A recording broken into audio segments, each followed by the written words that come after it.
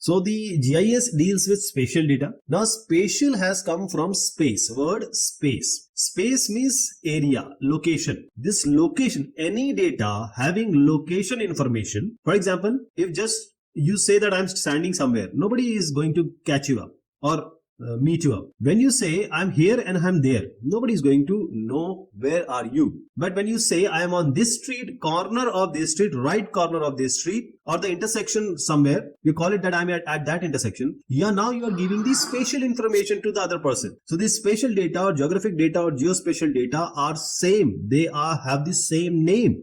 And it provides the information that identifies what? The location of features. Anything on the earth are called feature. Like you have trees, they are a feature. Like you, cars, the river, they are all features. So the location of features and the boundaries on earth. For example, this is an Indian map. And I'm just saying that one of the state is Rajasthan. Now this Rajasthan has a boundary. Now this boundary on the world map, everyone will know that this is the boundary, this is the lat long information of this particular state.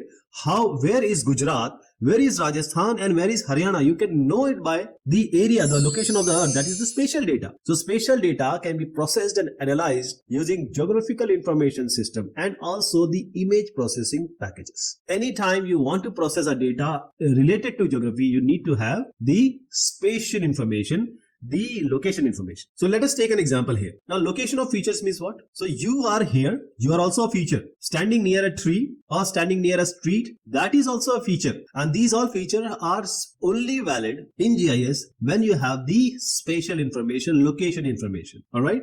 So the land use, the land cover, the tree, the river, the mountain, the buildings, all are spatial data in GIS or image processing packages.